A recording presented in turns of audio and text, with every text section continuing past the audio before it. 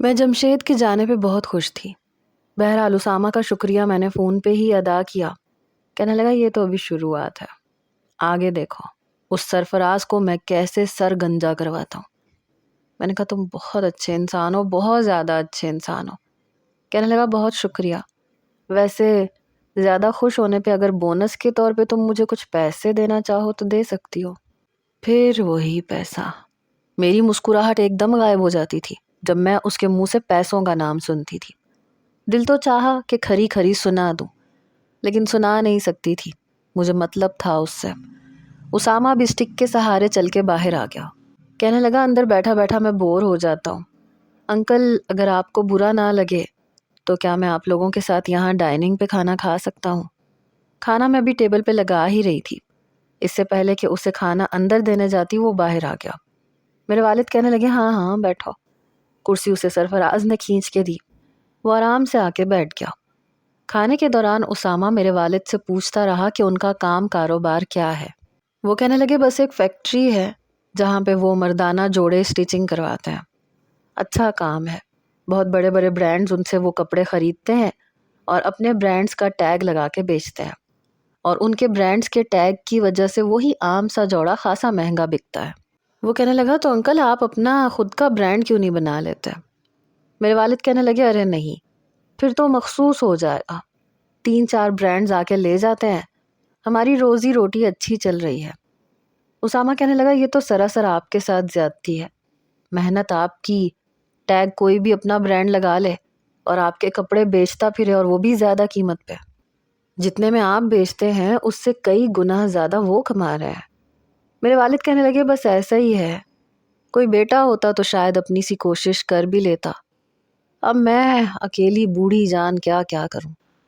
اسامہ کہنے لگا ایکچولی میرا بھی کام یہی ہے، میرا ایک اچھا برانڈ ہے، اگر آپ کہیں تو میں اپنے برانڈ سے آپ کے کپڑے بیچ سکتا ہوں۔ کیا آپ لوگ شرٹس وغیرہ بھی بناتے ہیں یا صرف مردانہ شلوار قمیض بناتے ہیں؟ میرے والد کی تو آنکھیں چمکی، کہنے لگے نہیں میں شرٹ بھی بناتا ہوں، پینٹ بھی بناتا ہوں، اور میرا سٹف بہت اچھا ہوتا ہے۔ اسامہ کہنے لگا میں چاہتا ہوں کہ میرا برانڈ آپ رکھ لیں۔ یہ سن کے میرے والد حیران ہوئے، اور سرفراز تو اتنا خوش تھا کہ بیان سے باہر تھا، یعنی کہ وہاں کا UK کا برانڈ یہاں چلے گا۔ تباہی مچ جائے گی ماموں، تباہی، ہم لوگ لندن سے بھی کمائیں گے اور پاکستان سے بھی، کروڑوں ہاتھ آئیں گے، کروڑوں۔ اور میں اپنی انگلیاں چٹکانے لگی کہ یہ کون سا نیا کھیل کھیل رہا ہے، اس کا تو کوئی برانڈ نہیں ہے، تو کہیں پھنس نہ جائے۔ کیا چاہتا ہے یہ تو یوں بات کر رہا تھا جیسے واقعی لندن میں رہتا ہو۔ اس بار یہ یقیناً پھنس جائے گا، یہ بہت جھوٹ بول رہا ہے، بہت غلط کر رہا ہے۔ میں نے ٹھیک سے کھانا بھی نہیں کھایا، میری والدہ اسی کو دیکھ رہی تھی۔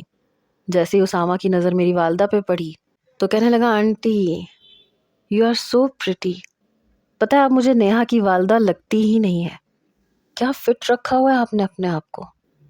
یہ سن کے میری والدہ نے اپنے بالوں میں آنے والی سفیدی کو دوپٹے سے چھپانے کی کوشش کی۔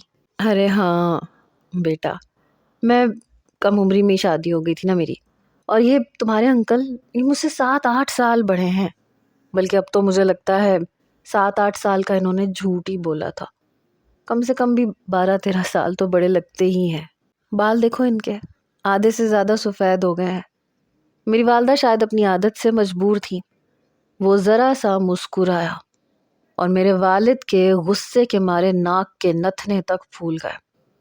بیٹا تم اپنی آنٹی کی باتوں پہ توجہ نہ دینا، یہ جو میرے بال سفید ہوئے ہیں نا اسی کی وجہ سے ہوئے ہیں۔ اس عورت کی بے جا فرمائشیں پوری کرنے کے لیے مجھے دن رات کام کرنا پڑتا تھا، کیونکہ ہماری لو میرج جو ہوئی تھی، بہت کیش کیا ہے اس عورت نے مجھے، تبھی تو میرے بال وقت سے پہلے سفید ہو گئے۔ اسامہ کہنے لگا انکل آپ کو کبھی یہ خیال نہیں آیا کہ آپ کو بالوں کو ڈائی کروانا چاہیے؟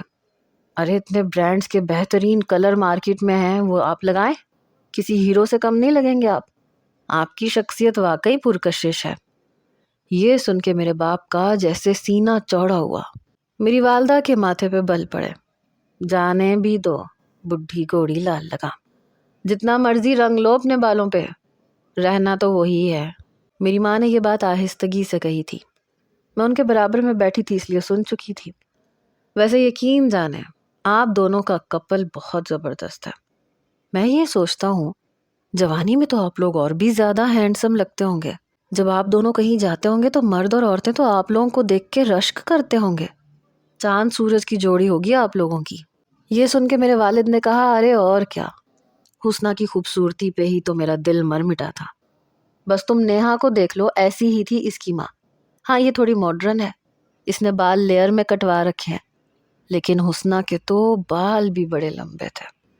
میرے باپ کو شاید میری ماں کی جوانی یاد آئی، جو کہ میرے ہوش سنبھالنے سے ابھی تک کبھی یاد نہیں آئی تھی. میری ماں کہنے لگی ہاں بس اسی حسن نے مجھے بہت بڑی شکست دے دی. اکھا کیا بتاؤں، کتنے اچھے اچھے رشتے آتے تھے میرے. لیکن کہتے ہیں نا کم عمری میں عقل پہ پتھر پڑ جاتے ہیں. بس بیٹا کیا بتاؤں، وہی پتھر میری بھی عقل پہ پڑ گیا، کمال حسن کے نام کا. یہ سن کے میرے والد کی مسکراہٹ غائب ہوئی. جب بھی نکالنا منہ سے انگارے ہی نکالنا. سرفراز کہنے لگا ماموں آپ یہ سب باتیں چھوڑے نا، اتنا وقت گزر گیا ہے، نہ ان کے پاس حسن رہا نہ آپ کے پاس وقار. ارے آپ اسامہ سے بزنس کی بات کریں، بزنس کی. سرفراز نے بزنس پہ ہی زور دیا. میرے والد کہنے لگے بیٹا تم کل میرے ساتھ فیکٹری چلو، میں تمہیں اپنی فیکٹری دکھاتا ہوں، تم دیکھو کیسا اعلیٰ کوالٹی کا کام ہماری فیکٹری میں ہوتا ہے. وہ کہنے لگا ہاں ہاں میں جاؤں گا کل، یہاں پہ ویسے بھی ہے ہی کون میرا، اور گھر بیٹھے بیٹھے بھی میں بور ہو جاتا ہوں.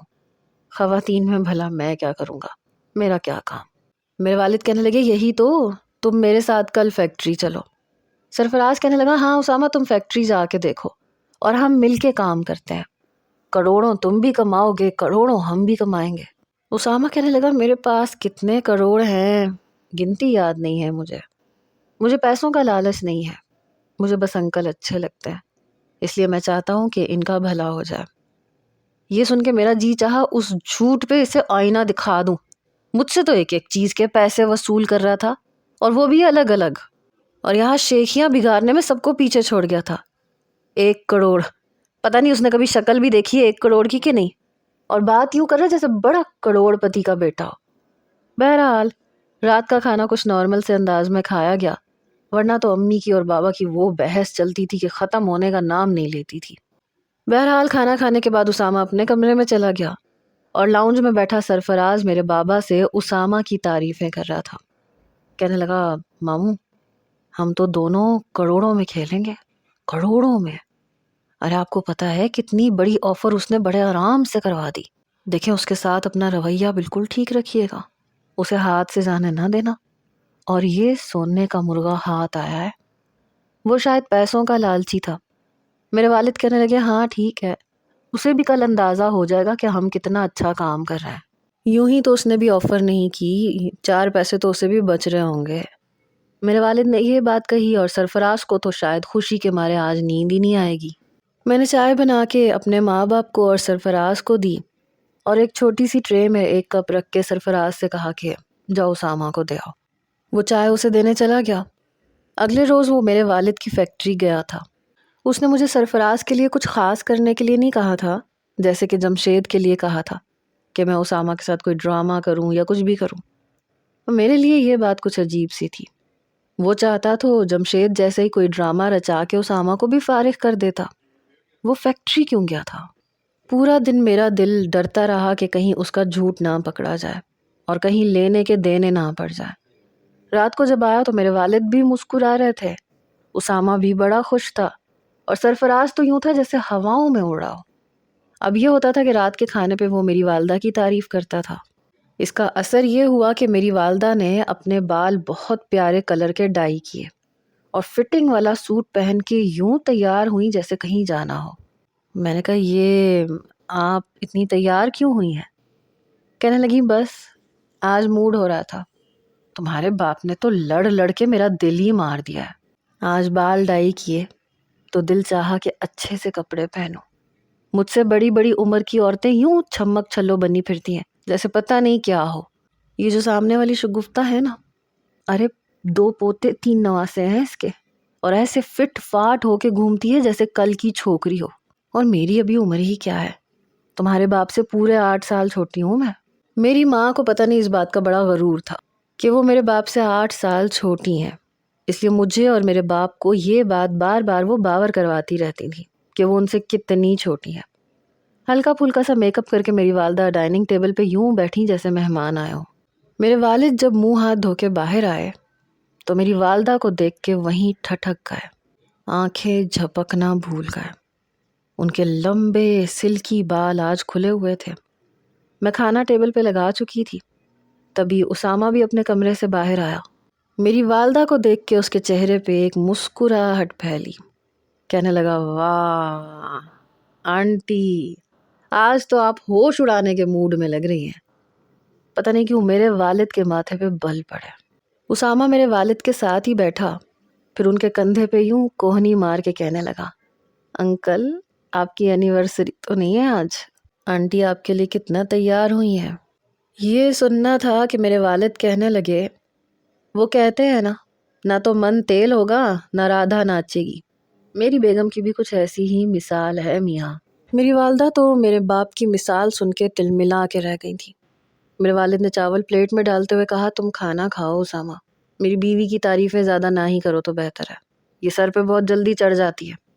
میری والدہ نے چاول پلیٹ میں ڈالے، کہنے لگی، ہیرے کی قدر جوہری ہی جانتا ہے، بے قدر لوگوں کو قدر نہیں ہوتی۔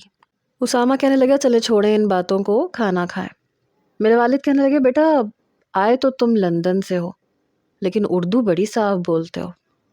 پہلی بار وہ میرے والد کی بات پہ کچھ گھبرایا تھا۔ ایکچولی انکل لندن میں بے شک رہتا ہوں لیکن ہوں تو دل سے پاکستانی ہی نا، اس لیے کبھی وہاں کے انگریزوں کا خود پہ اثر پڑنے نہیں دیا میں نے۔ شروع سے میری تربیت میری دادی نے کی ہے، وہ لکھنؤ کی بہت اچھی اردو بولتی تھی اور میرے لیے اردو خاصی صاف ہے۔ میں تو لندن میں بھی اردو میں ہی زیادہ تر بات کرنے کی کوشش کرتا تھا، جو بھی وہاں پہ پاکستانی مل جاتا تھا، کیونکہ مجھے اپنی قومی زبان سے بہت محبت ہے، اور ہم جیسے لندن میں رہنے والے لوگوں کو ہی اس بات کی قدر ہوتی ہے کہ اردو میں کتنی مٹھاس ہے۔ میرے والد کہنے لگے، تم بہت اچھے لڑکے ہو۔ سرفراز کہنے لگا، یار یہ سب باتیں چھوڑو، کاروبار کی بات کرتے ہیں۔ تو پھر تم بتا نہیں رہے کہ تمہارے برانڈ کا نام کیا ہے اور لندن میں تم کیا کرتے ہو؟ مطلب مینوفیکچرنگ یہاں ہو تو تم صرف برانڈ بنا کے وہاں بیٹھے ہوئے ہو اور ہم جیسے لوگوں سے سلے سلائے کپڑے خرید کے اپنے برانڈ کا ٹھپا لگا دیتے ہو۔ اسامہ کہنے لگا کہ تمہیں کیا لگتا ہے میں یہ 2 نمبر کام لندن میں بیٹھ کے کروں گا؟ سیدھا جیل بھیج دیں گے مجھے۔ میری اپنی مینوفیکچرنگ بھی ہے اور میں صرف اپنے ہی برانڈ کو ریپرزینٹ کرتا ہوں۔ یہ سن کے میرے والد کہنے لگے کہ جب سب کچھ تمہارا اپنا ہے تو پھر ہم سے کیوں اتنی زیادہ خریداری کرنا چاہتے ہو اور کیوں اپنے برانڈ کا نام ہمیں دے رہے ہو؟ تمہارا تو اپنا جمع جمایا کام ہے۔ وہ کہنے لگا، آپ کو شاید ابھی بھی سمجھ میں نہیں آئی۔ ارے بھائی آپ مجھے اچھے لگتے ہیں اس لیے چاہتا ہوں، آپ نے مجھے اپنے گھر میں رکھا، میرا بہت خیال رکھا، بالکل اپنوں کی طرح، اور میں اکیلا رہتا ہوں اس لیے اپنوں اور اپنائیت کے لیے بہت زیادہ ترسا ہوں۔ آپ لوگوں کی اپنائیت دیکھ کے جی چاہتا ہے کہ میں آپ کے ساتھ ایسا تعلق بناؤں کہ ملنا جلنا ہوتا رہے، کیونکہ جب بھی میں پاکستان آتا ہوں مجھے یہاں ہوٹل میں رہنا پڑتا ہے، نہ کوئی اپنا ہے نہ اپنائیت۔ میرے والد کہنے لگے، اچھا اچھا، چلو یہ تو اچھی بات ہے کہ تمہیں یہاں پہ لوگوں کی قدر تو ہے، ورنہ عام طور پہ ایسا ہوتا نہیں ہے۔ وہ کہنے لگا، میں تو ایسا ہی ہوں۔ اگلے روز میرے والد کہنے لگے کہ سب کچھ تم نے اور سرفراز نے ہی سنبھالنا ہے، کیونکہ میں اب ریٹائرمنٹ چاہتا ہوں، میں چاہتا ہوں کہ گھر پہ رہوں۔ اسامہ کہنے لگا، کیوں؟ مجھے تو آپ کہیں سے بھی بڈھے نہیں لگتے، اور نہ ہی اتنے عمر رسیدہ کہ آپ کو گھر پہ رہنا چاہیے، اور نہ ہی اپنا کام اپنے بھانجے کے سر پہ چھوڑنا چاہیے، چاہے کوئی کتنا ہی بے ضرر کیوں نہ ہو۔ کسی کو بھی لالچ کا ایسا موقع آپ کو نہیں دینا چاہیے، اس سے آپ کے رشتوں میں فرق آئے گا۔ میرے والد یہ سب کچھ سن کے کچھ سوچ میں پڑ گیا۔ شام کے 4 بجے وہ تیار ہو گیا۔ میری والدہ کہنے لگی، تم کہاں جا رہے ہو؟ کہنے لگا، وہ میں اپنے کام سے جا رہا ہوں، رات 10 بجے تک آ جاؤں گا۔ ظاہر سی بات ہے اسے اپنا کام بھی تو چھوڑنا نہیں تھا۔ بہرحال صبح وہ میرے والد کو اپنے ساتھ زبردستی فیکٹری لے کے گیا۔ میرے باپ نے جو فیکٹری زیادہ تر ملازموں کے حوالے کر رکھی تھی، جو دن بھر میرے والد کو نقصان گنواتے رہتے تھے، اب وہ کچھ بھی نہیں کہتے تھے۔ اگلے روز میرے والد کہنے لگے کہ آج تو میں بھی بہت تھکا ہوا ہوں، فیکٹری نہیں جا سکتا، تم سرفراز کے ساتھ چلے جاؤ۔ وہ کہنے لگا کہ میں صرف 4 بجے تک ٹائم دے سکتا ہوں، اس کے بعد مجھے اپنا کام ہے، میں یہاں کسی سے میٹنگ کرنے آیا تھا تو میری وہاں میٹنگ بھی چل رہی ہے۔ سرفراز کہنے لگا ہاں ہاں باقی میں سب سنبھال لوں گا۔ وہ صبح ہی جا چکا تھا۔ رات کو جب واپس آیا تو کھانے کی ٹیبل پہ بیٹھتے ہی اس نے اپنا موبائل میرے والد کے سامنے پھینکنے کے انداز میں رکھا۔ سرفراز اس وقت ابھی اپنے کمرے میں ہی تھا۔ میرے والد کہنے لگے یہ کیا ہے؟ کہنے لگا آپ کے بھانجے کا اصل روپ ہے، ویڈیو دیکھیں آپ۔ یہ کہہ کے اس نے ویڈیو آن کی جو پتہ نہیں اس نے کیسے بنائی تھی، جس میں سرفراز اس سے کہہ رہا تھا کہ میرا ماموں کچھ بھی نہیں ہے، سب کچھ میں ہوں، مستقبل میں یہ سب کچھ میں نے ہی سنبھالنا ہے، تم مجھ سے ڈیل کرو اور یقین کرو میں تمہیں بہت فائدہ دوں گا، تم بس میرے ماموں سے کچھ مت کہنا، ڈیل کے پیپر میں یہ پیپر شامل کر دینا، یہ پاور آف اٹارنی کے پیپر ہے، میرے ماموں تم پہ بہت بھروسہ کرتے ہیں، بنا دیکھے سائن کر دیں گے، جیسے ہی اس فیکٹری کا میں مالک بن جاؤں گا تو ہم دونوں کروڑوں کمائیں گے۔ وہ کہنے لگا کہ آپ کا بھانجا پیسوں کا لالچی ہے، آپ کی فیکٹری پہ قبضہ کرنا چاہتا ہے۔ یہ سن کے تو میرے والد کا پارا ہائی ہوا۔ میری والدہ بڑے غصے سے میرے والد کو دیکھ رہی تھی۔ دیکھ لیا کمال، دیکھ لی تم نے اپنے بھانجے کی اصلی حقیقت؟ ارے تم اسے بیٹی دینا چاہ رہے تھے، داماد بنانا چاہتے تھے، تم اسے اپنی فیکٹری میں مالک بنا کے رکھنا چاہتے تھے، اور وہ تمہاری فیکٹری کو ہتھیانے کے چکر میں تھا۔ ارے اتنے لالچی شخص کو کیا بیٹی دینا بنتا ہے بتاؤ مجھے؟ ایسا اندھا بھروسہ کبھی بھی اپنوں پہ نہیں کرتے۔ میرے والد کا تو غصے سے پارا ہائی ہوا۔ میرے والد سیدھا اوپر کا زینہ چڑھے، کیونکہ سرفراز میرے والد کے کمرے میں ہی رہتا تھا، اور جمشید کے جانے کے بعد وہ نیچے کے کمرے پہ حق مانگ کے بیٹھ گیا تھا۔ بہرحال میری والدہ بھی فوراً سے اوپر کا زینہ چڑھی، کہنے لگیں کہ تماشا تو دیکھوں سرفراز کا، لیکن مجھے اس میں دلچسپی نہیں تھی۔ اوپر سے شور کی آوازیں آ رہی تھیں، کمینے، گدھے، ناہجار، تیرے بارے میں میں نے کیا کیا سوچا اور تو کیا نکلا؟ تیرے اندر بھی باپ کا گندا خون دوڑا ہے، لالچی کہیں کا، کمبخت، ناس پیٹا۔ جو میرے والد کے منہ میں آ رہا تھا وہ کہے جا رہے تھے۔ میں اسامہ کے پاس آ گئی۔ میں نے کہا تم واقعی اللہ تعالیٰ کے بنائے ہوئے اینٹیک پیس ہو۔ میری بات سن کے حیرت کا اظہار کیا، لیکن خوشگوار حیرت۔ میں نے کہا میں سوچ بھی نہیں سکتی تھی کہ یہ لوگ کیسے باہر جائیں گے، اور تم نے جھٹ پٹ سب کچھ کر بھی دیا۔ کہنے لگا یہ تو میرے بائیں ہاتھ کا کھیل ہے، میں پہلی ہی نظر میں جان گیا تھا کہ جمشید تم میں انٹرسٹڈ ہے، لیکن یہ لڑکا سرفراز، یہ لالچی لڑکا ہے، اسے تم میں دلچسپی نہیں ہے، اسے پیسوں سے غرض ہے، پیسوں کا لالچی ہے۔ میں نے کہا اسی لیے تم نے وہ چال نہیں چلی جو جمشید کے بارے میں چلی تھی۔ کہنے لگا جب ضرورت ہی نہیں تھی تو پھر میں ایسے کیوں کرتا، تمہیں کیوں مشکل میں ڈالتا۔ بہرحال میرے والد جوتے مارتے ہوئے سرفراز کو نیچے لے کے آئے۔ ارے ماموں میں نے کیا کیا ہے؟ آپ کو نہیں پتا اس لڑکے نے پہلے مجھ سے باتیں کی تھیں، آپ کو کیوں اعتبار نہیں آ رہا؟ اس نے صرف میری ویڈیو بنائی ہے جس میں یہ بات کر رہا ہوں، اپنی تو کاٹ گیا ہے وہ دھوکے باز انسان، آپ پچھتائیں گے۔ لیکن میرے والد نے اس کی ایک نہیں سنی، نہیں سننی تھی تو نہ سنی، اس کا بیگ باہر پھینکا، اسے لات مار کے باہر نکالا۔ آئندہ اگر میرے گھر پہ آئے تو پھر دیکھنا کیا حال کروں گا تمہارا، کمینہ میری فیکٹری پہ مالک بننے جا رہا تھا۔ سرفراز کا پتہ بھی صاف ہو چکا تھا، اب رہ گئی تھی میرے ماں باپ کی صلح۔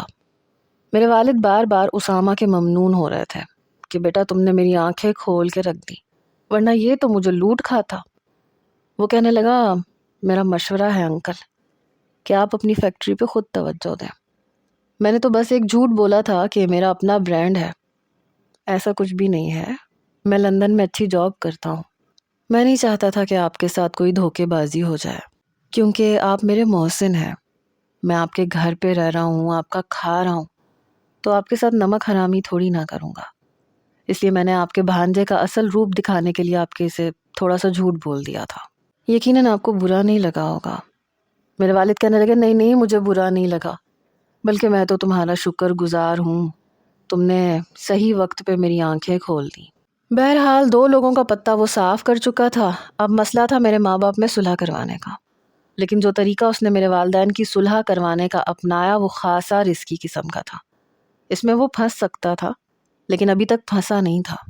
میری والدہ کے انداز کچھ نرالے سے ہونے لگے تھے، فٹنگ والے کپڑے پہننے لگی تھیں، پارلر جا کے اپنا فیشل کروا کے آئیں جس سے چہرہ اور بھی نکھر گیا، بالوں کی تراش خراش بھی کروا چکی تھیں، ایک ماڈل لک انہوں نے اپنا لیا، لیکن اپنے بالوں کو زیادہ نہیں کٹوایا۔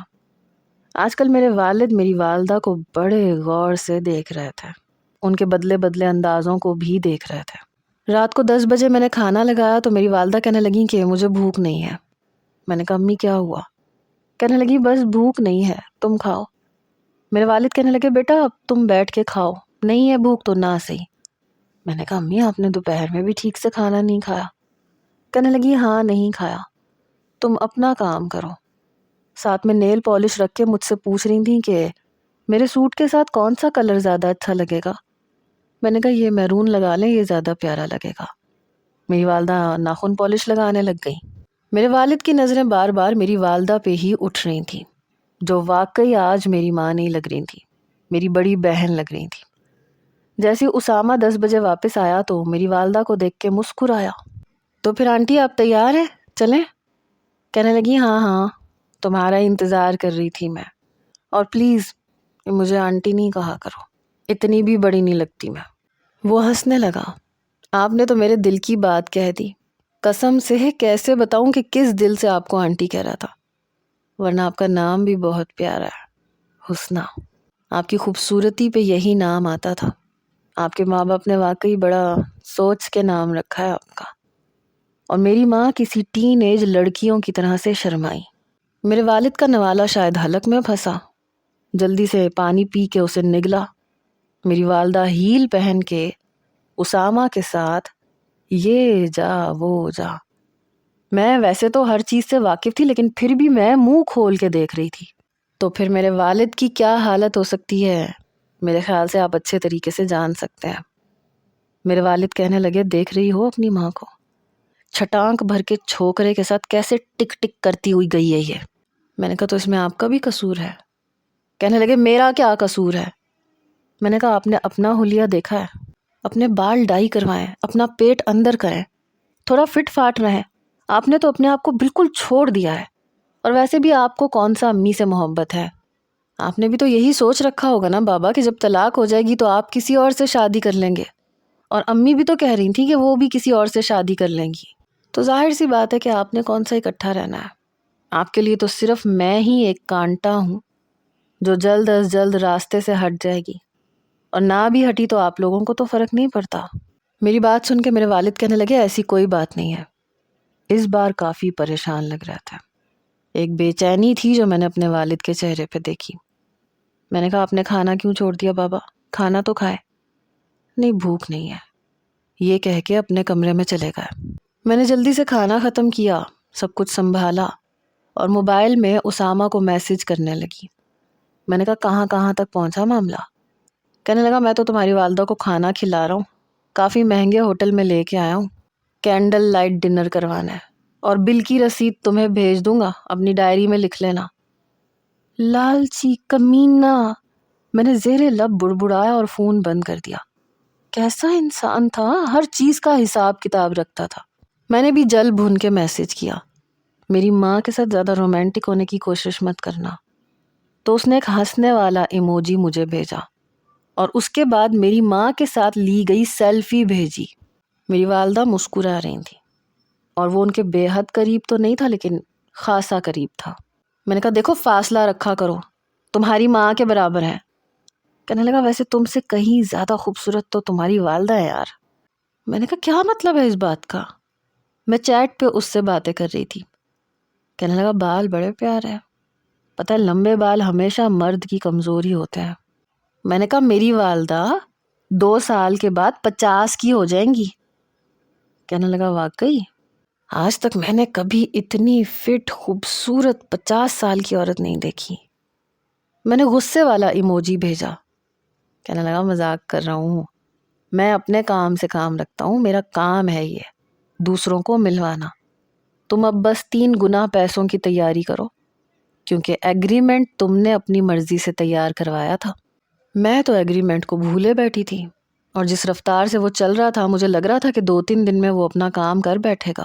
اب مجھے افسوس ہو رہا تھا کہ میں نے کیوں ایگریمنٹ تیار کروایا، اور میں کہاں سے اسے 3-3.5 لاکھ روپے دوں گی، اور اوپر سے وہ الگ سے بل بھی چڑھا کے بیٹھا ہوا تھا، اپنے ایکسیڈنٹ کا خرچہ، ماں کو ہوٹل میں کھانا کھلانے کا خرچہ۔ میں کماتی تھوڑی تھی، مجھے تو بابا سے پاکٹ منی ملتی تھی، اور وہ بھی لاکھوں میں تو نہیں ملتی تھی۔ بہرحال میں تو پریشان ہو کے رہ گئی کہ اب کیا کروں، کہاں سے اسے اتنی بڑی رقم دوں گی۔ اگلے دن میں یونیورسٹی گئی تو یہی سوچتی رہی کہ پیسوں کا انتظام کہاں سے کروں۔ رامس کہنے لگا تمہارے وہ کزن چلے گئے؟ میں نے کہا ہاں چلے گئے، اور میں تمہیں بہت جلد اپنی فیملی سے ملواؤں گی۔ یہ سن کے وہ خوش ہو گیا۔ میں نے کہا رامس تم سے کچھ پوچھنا ہے اگر تم مائنڈ نہ کرو تو۔ کہنے لگا کیا ہو گیا ہے تمہیں، بولو کیا بات ہے۔ میں نے کہا مجھے کچھ پیسوں کی نیڈ ہے، ادھار مل سکتا ہے؟ کہنے لگا ادھار کیوں، بتاؤ کتنے چاہیے۔ اس نے فوراً سے بٹوا کھولا، 5,000 کے نوٹ نکالنے لگا۔ میں نے کہا نہیں مجھے بڑی رقم چاہیے۔ اس نے مجھے حیرت سے دیکھا، کتنی بڑی رقم؟ میں نے کہا یہی 3.5 لاکھ 4 لاکھ۔ میری بات پہ اس کی آنکھیں حیرت سے پھیلیں۔ اتنے پیسے؟ اتنے پیسے تم نے کیا کرنے ہیں؟ تم تو مجھے کہیں سے فضول خرچ نہیں لگتی۔ میں نے کہا نہیں میں فضول خرچ ہوں بھی نہیں، بس مجھے پیسوں کی اشد ضرورت ہے، اور میں تمہاری پائی واپس کر دوں گی۔ کہنے لگا پھر بھی اتنی بڑی رقم کا کیا کرو گی؟ تم مجھے وجہ بتاؤ، میں تمہیں 5 لاکھ دینے کو تیار ہوں۔ میں نے کہا نہیں میں وجہ نہیں بتا سکتی تمہیں کیا مجھ پہ بھروسہ نہیں ہے؟ رامس کہنے لگا نہیں بھروسہ ہے۔ میں نے کہا تو پھر دے دو نا، بحث کیوں کر رہے ہو؟ کہنے لگا میں بھی تو جاننا چاہتا ہوں تمہیں پیسے کیوں چاہیے، اور وہ بھی اتنی بڑی رقم جو تم اپنے والد سے بھی نہیں مانگ پا رہی ہو۔ میں نے کہا رامس تمہیں مجھ پہ کتنا بھروسہ ہے؟ کہنے لگا بھروسہ الگ چیز ہے، پیسے دینا الگ بات ہے، مجھے وجہ بھی تو پتہ چلے نا۔ پتہ نہیں کیوں بال کی کھال کھینچ رہا تھا۔ میں نے کہا مت دو، نہیں چاہیے مجھے۔ میں ناراض ہو کے اٹھنے لگی تو میری کلائی پکڑ کے اس نے مجھے اپنے ساتھ بٹھا لیا۔ یہاں بیٹھو، مجھے بتاؤ کیا بات ہے۔ میں تمہیں پیسے دینے سے انکار نہیں کر رہا، لیکن مجھے پتہ ہونا چاہیے کہ تم نے خرچ کہاں کرنے ہیں۔ دیکھو ہمارے گھر میں اگر والدہ کو یا بہن کو پیسوں کی نیڈ ہوتی ہے تو پہلے وہ وجہ بتاتی ہیں، بنا وجہ کے اتنی بڑی رقم ہم اپنی فیملی کی خواتین کو نہیں دیتے۔ شاپنگ کرنی ہے تو میری والدہ اور سسٹر وجہ بتاتی ہیں کہ اتنے کپڑے چاہیے، اکثر تو ہم لوگ ہی انہیں لے کے جاتے ہیں۔ ہمارے ہاں مینجمنٹ کو بہت اہمیت دی جاتی ہے نیہا، مطلب فضول خرچی ہمارے ہاں پسند نہیں کی جاتی، اور پیسے بچا بچا کے ہی تو اتنا بڑا گھر بنا ہے۔ اگر فضول خرچی کی ہوتی تو یہ سب تھوڑی بنایا جا سکتا تھا۔ مجھے نہیں پتا تھا کہ میں 5 لاکھ کی رقم رامس سے مانگوں گی تو مجھے اتنا بڑا لیکچر سننا پڑے گا۔ میں نے کہا رہنے دو، نہیں چاہیے، اور ویسے بھی میں نے تم سے ادھار مانگے تھے۔ مجھے لگا تھا کہ میں اسے واپس کر دوں گی تھوڑے تھوڑے کر کے، لیکن اس نے واقعی مجھے پیسے نہیں دیے۔ میرا دل بہت برا ہوا، بہت زیادہ۔ وہ کہہ رہا تھا کہ وجہ نہیں بتاؤ گی تو پیسے بھی نہیں دوں گا، کیونکہ مجھے بھی اپنے باپ سے یہ رقم لینے کے لیے وجہ بتانی پڑے گی۔ لو بھائی، کیا اس کے پاس اپنا کچھ بھی نہیں تھا؟ مجھے پتہ نہیں کیوں افسوس ہو رہا تھا کہ میں نے اس سے پیسے مانگے ہی کیوں۔ کتنا برا لگتا ہے نا کہ جس پہ آپ کو مان ہو آپ ان سے پیسے مانگے اور وہ جھٹ سے وجہ پوچھنے بیٹھ جائیں۔ بہرحال میں نے سوچا کہ تب کی تب دیکھی جائے گی، ایک بار امی اور بابا کی صلح ہو جائے میں مکر جاؤں گی کہ میرے پاس نہیں ہے پیسے۔ اصل رقم تو میں دے چکی ہوں نا، پتہ نہیں سود خور ہے یا شاید اسے اپنے آپ پہ بھروسہ تھا کہ وہ کر لے گا، تبھی اس نے ایگریمنٹ بنوایا تھا۔ کتنا لالچی ہے یہ اسامہ۔ بہرحال جب میں گھر آئی تو لاؤنج میں اپنے والد کو دیکھ کے مجھے حیرت کا بڑی زور کا جھٹکا لگا۔ وہ اپنے بالوں میں ڈارک براؤن کلر کروا چکے تھے اور اس وقت ٹریک سوٹ میں تھے۔ سامنے سیلڈ کی پلیٹ پڑی ہوئی تھی اور وہ کھا رہے تھے، ساتھ میں ناک منہ چڑھا رہے تھے، کیونکہ میرے والد خوش خوراک تھے، انہیں یہ سیلڈ اور یہ پرہیزی کھانے بالکل بھی نہیں پسند تھے۔ کبھی کھانا پڑ بھی جاتا تھا تو ایسے ہی ناک منہ چڑھاتے تھے۔ میں تو ان کا بدلہ بدلہ روپ دیکھ کے حیران ہوئی۔ میں نے کہا بابا یہ آپ ہی ہیں؟ کہنے لگے ہاں، بس سوچ لیا میں نے، آج کے بعد میں اپنے آپ کو فٹ فاٹ رکھوں گا۔ تمہاری ماں اپنے آپ کو سمجھتی کیا ہے؟ کیا وہی ریما بن سکتی ہے؟ میں کیا شان نہیں بن سکتا؟ اب میں اسے بتاؤں گا کہ میں کیا کر سکتا ہوں۔ تیش میں آ کے چمچ کے بعد چمچ وہ سلاد کا اپنے اندر ڈال رہے تھے۔ میں جانتی تھی کہ یہ کام ان کے لیے بڑا مشکل ہے۔ دیکھ لینا نیہا، ایک ہفتے میں کیسے اسے فٹ فاٹ ہو کے دکھاتا ہوں۔ بہرحال اسامہ اپنے کام پہ تو جاتا تھا لیکن رہتا ہمارے گھر پہ ہی تھا۔